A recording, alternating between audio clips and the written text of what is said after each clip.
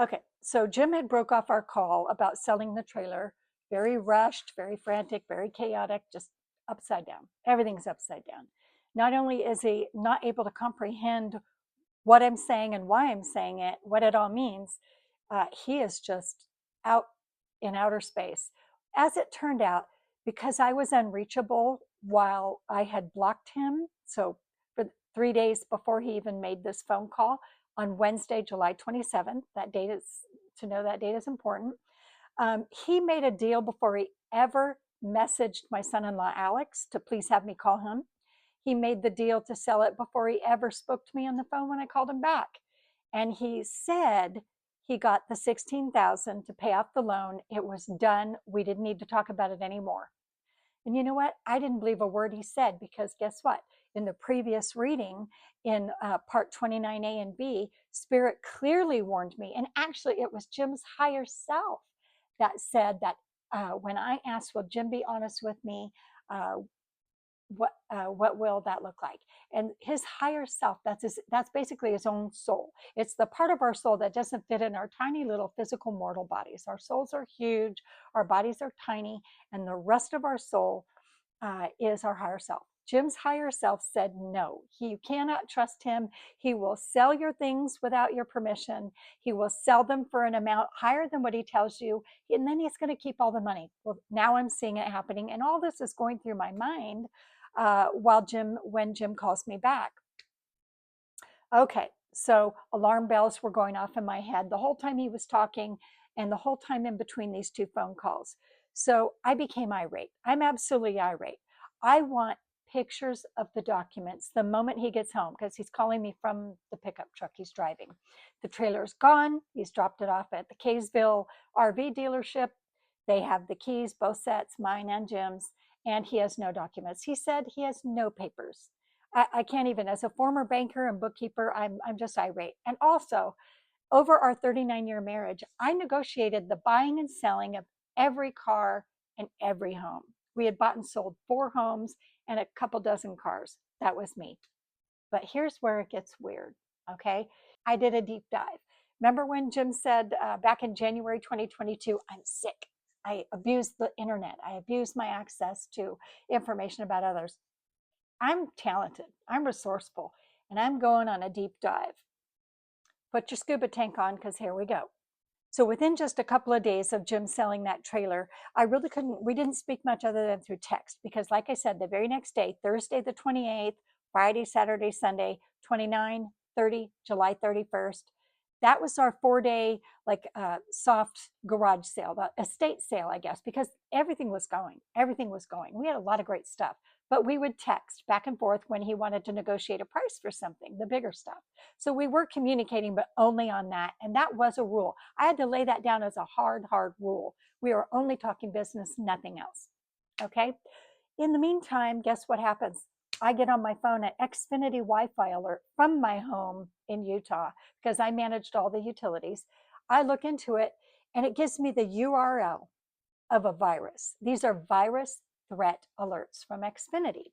So I've never had one of these, never seen one, didn't even know that Xfinity could do that. I'm curious. I'm the most curious. So what do? Get on the internet. I start deep diving on what those viruses are all about. Where do they come from?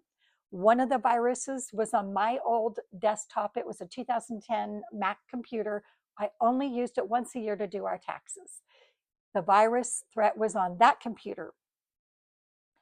And it was for an online dark site for gambling. The other 2 viruses, one was from Jim's cell phone and the other was from that same desktop computer. And those were for dark web porn sites, images that were really exaggerated and grotesque depictions from a very popular fantasy sci-fi film series. I'll leave it at that.